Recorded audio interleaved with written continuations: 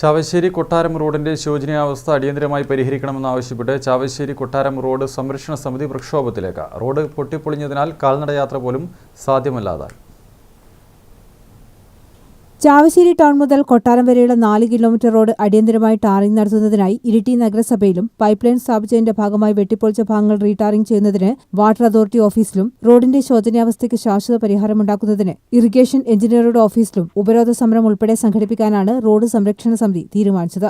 മാസങ്ങൾക്ക് മുൻപ് കുടിവെള്ള വിതരണ പദ്ധതിയുടെ പൈപ്പ് സ്ഥാപിക്കുന്നതിന് റോഡ് വെട്ടിപ്പൊളിച്ചിരുന്നു. എന്നാൽ പൈപ്പ് സ്ഥാപിച്ചതിനു ശേഷം റോഡ് റീടാറിംഗ് നടത്താത്തതിനാൽ പൊടിശല്യം രൂക്ഷമായിരിക്കുകയാണ്. വാഹനങ്ങൾ കടന്നുപോകുമ്പോൾ റോഡിന് ഇരുവശവും താമസിക്കുന്നവർക്കും വ്യാപാരികൾക്കും വലിയ പ്രയാസമാണ് ഉണ്ടാക്കുന്നത്. ഓട്ടോറിക്ഷ ഉൾപ്പെടെയുള്ള വാഹനങ്ങൾ ഇതുവഴി സർവീസ് നടത്താൻ കഴിയാത്ത അവസ്ഥയാണ്. റോഡിന്റെ ശോചനീയാവസ്ഥ ഉടൻ പരിഹരിച്ചില്ലെങ്കിൽ ശക്തമായ സമരപരിപാടികളുമായി മുന്നോട്ട് പോകാനാണ് തീരുമാനം.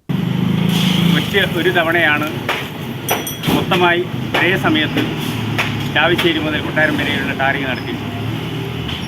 അതിനു മുമ്പേയും അതിന് ശേഷവും നിരന്തരം ആവശ്യപ്പെട്ടിട്ടും പാച്ച് വർക്ക് വല്ലപ്പോഴും ഇങ്ങനെ നടത്തി എന്നുള്ളതല്ലാതെ എല്ലാ വർഷവും എന്ന് തന്നെ പറയാം, ഈ റോഡിൻ്റെ ഇരു ഭാഗങ്ങളിലും പൈപ്പ് ലൈനുകൾ സ്ഥാപിച്ചുകൊണ്ട് ജലസേചനത്തിന് ആവശ്യമുള്ളതാണ്, കുടിവെള്ളത്തിൻ്റെതാണ്.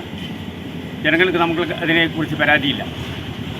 പക്ഷേ അതിട്ട് കഴിഞ്ഞാൽ ഒരു റോഡിനകത്ത് പൈപ്പ് നിർമ്മാണം പൂർത്തീകരിച്ചു കഴിഞ്ഞാൽ തൊട്ടടുത്ത് തന്നെ ആ റോഡ് പൂർവ്വസ്ഥിതിയിലാക്കുക എന്നുള്ളത് എടുക്കുന്നവരുടെ കടമയാണ്.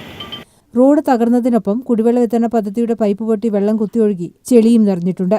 News bureau, Mattannur.